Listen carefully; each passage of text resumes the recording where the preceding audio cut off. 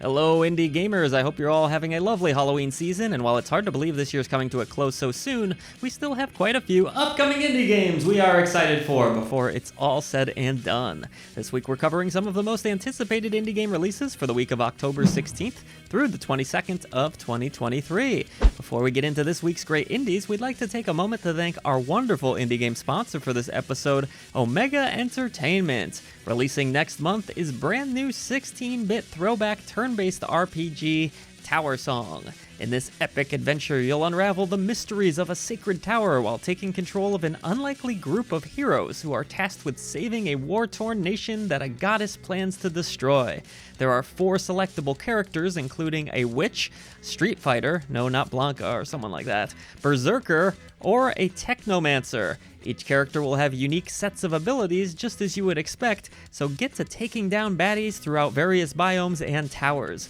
With 15 hours of gameplay, players can look forward to a grind-free adventure with accessibility options if the sledding gets just a little bit too tough. You'll also need to craft an assortment of weapons, change up those magical abilities, and gain additional party members across your travels. For those of you who can't get enough of those sweet SNES-style RPGs, this one might be the next game you're looking for. Are you still on the fence? Head over to the Steam page using our link below because a demo is available right now for you to check out absolutely free. So strap on that armor, raise thy sword, because Tower Song launches this November of 2023. Once again, a very special thanks to Omega Entertainment. Check out Tower Song with our link below, but now, it is on to the indies. First, let's get to clicking in Outpath, a clicker base builder. This release is all about crafting, but doing so in a stress-free environment. No time limits to worry about here or anything like that, and the game can be played actively or you can simply let it idle.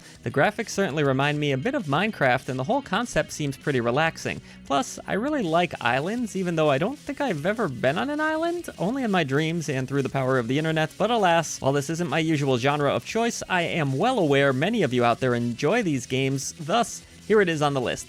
So get the clickin' and chillin' on the 16th. Now here's a release with a distinct looking art style, almost like you're viewing security cam footage through an old CRT filter. This is top-down shooter Empty Shell. While not the most colorful game I've seen, that appears to be by design as you explore a mysterious laboratory. The game is a fusion of roguelite and survival horror, with each death spawning a new volunteer. Levels and equipment are randomly generated to help keep things fresh, and the 1950s setting has me really curious about where the narrative goes. All told, I think Empty Shell is at least worth adding to your wish list. I hope it all comes together for a fun, yet nerve-wracking experience. Perhaps the biggest release this week, Wizard with a Gun, comes to us from developer Galvanic Games and publisher Devolver Digital. If you're a fan of crafting, this looks like it will be the game for you. Craft tons of different spells, weapons, and new guns that allow for more abilities in combat. The game allows for multiple wizards online that will hopefully help with some of the tedium that comes with crafting. There are a variety of areas to explore and enemies to take down, so hopefully the gameplay loop ends up being addicting, because the art design certainly looks exceptional. A tactics heist RPG based in the distant future next is Cyber Knight's Flashpoint. You and a group of hackers will utilize guns, hacking, and even stealth from the third-person perspective. You'll have factions to balance, characters to build up loyalty with, and a rich lore to discover. I'm not sure if I love this art direction myself, but I do think the gameplay has a great deal of potential. There certainly appears to be no shortage of things to do, but will it be overly ambitious? I suppose we'll find out, also on the 17th. Truck Simulator fans, are you ready to traverse the treacherous storms of Alaska and make deliveries? Well, have I got the game for you? Alaskan Road Truckers offers the thrills of driving through dangerous conditions without having to put your own life at risk. You'll need to keep up with maintenance on your truck, stop at gas stations, and manage your own business as well. Can you survive Alaska? From truck fans to comic book fans, after a short delay, wait no longer. Hellboy Web of Wyrd is a roguelike action brawler with an art style that looks straight out of a comic book. While I haven't seen the Hellboy movies or read the comics, I still think this game looks really fun. If you're a fan of Hellboy, this is probably going to be a no-brainer so long as it plays well. And with the creator of Hellboy involved with this project, there's plenty of reason to be optimistic. Now we go from trucks to comic books to trains. Damn, this really has been a month of trains, but this isn't one I want to ride. Pandemic Train is a survival game where you try to make it through a deadly virus, take charge of your crew, carefully manage all resources, and discover the vaccine that can hopefully save humanity. Visuals here are looking nice, and the unique concept helped in my decision to add it to this list.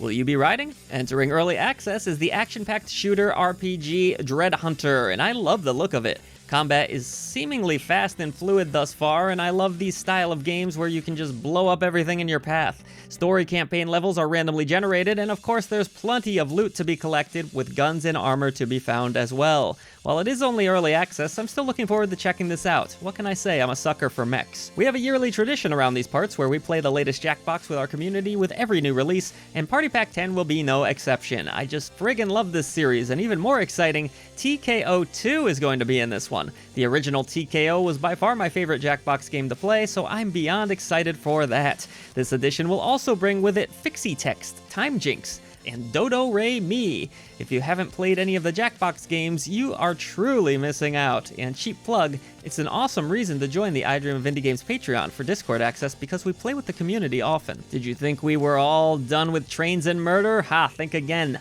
A new Agatha Christie game is rolling down the tracks, Murder on the Orient Express. Unmask a murder and discover clues in this update to a classic. Investigate through the eyes of two different detectives. Inspect and solve puzzles from the third-person perspective. I typically enjoy a good murder mystery game, so this one should be delightful to go through. So I enjoyed the original Forgive Me Father, what I played of it, and when I heard they were making a sequel, I got pretty excited. Forgive Me Father 2 is heading into early access and looks to offer the same insane carnage of the original. The comic book art and insane violence really helped to make this series stand out, but it also played really well from what I remember, and I always love seeing new FPS franchises in the indie space have success.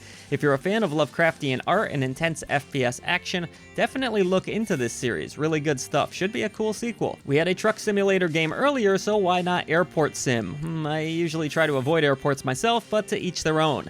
This game looks very in-depth for fans that are into this kind of thing. You'll do luggage, catering, the fueling of the plane, connecting of the computer, and travel to realistic airports using different licensed vehicles. There are different modes as well, including scenario, challenge, co-op, and free play. Oh, and Steamworks integration as well. Strategy deck builder fans, you've waited on this list long enough, but you knew one was coming eventually, right?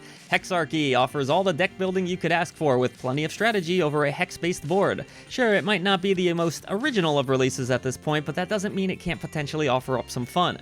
We shall see when it releases on the 19th. With 10 civilizations, this is a game that should keep you busy for a while. Really glad to see this one being made because the original was an absolute blast. Hot Wheels Unleashed 2 brings more zany racing action with 130 different vehicles to choose between.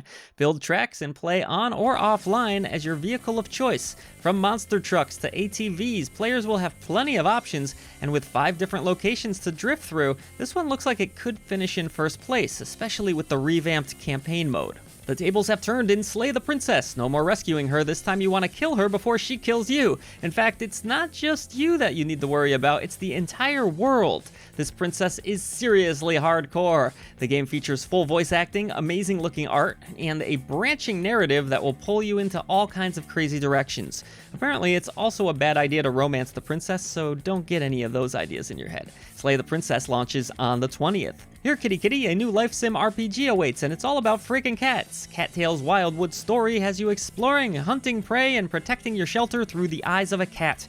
This is pretty bonkers, but the game even has romancing, so you can perhaps have your own adorable kittens. Between the hunting, romance, combat, gardening, and accessorizing, this game is a cat lover's dream. It doesn't hurt that it looks so freaking adorable. Still somewhat on the fence on this one? Go check out the demo for yourself. This next release should summon pronunciation guys in the comments. Yog-Sothoth's Yard is coming to PC and looks cute and cuddly on the outside, but is dark and sinister on the inside. Join up with reapers, maids, and other oddities as you serve customers and destroy hopes and dreams. You can obtain a ton of staff members in this game, and there's also going to be a lot of different endings, which should add a decent amount of replayability. If I'm being honest, I am kind of clueless on what this game is. It certainly has simulation elements, and I'm dying to find out more. And with that, I think this list has gone on long enough, and I'm going to get out of here. So let me know in the comments below, which of these indies will you be grabbing, if any of them? And of course, feel free to shout out any that I missed. Support independent content over at patreon.com/idreamofindiegames for Discord access, exclusive content, and so much more. Your community is waiting for you. Remember to like and subscribe for more indie gaming goodness, and I will see you on the channel for all the latest indie game reviews, opinions, lists, and more.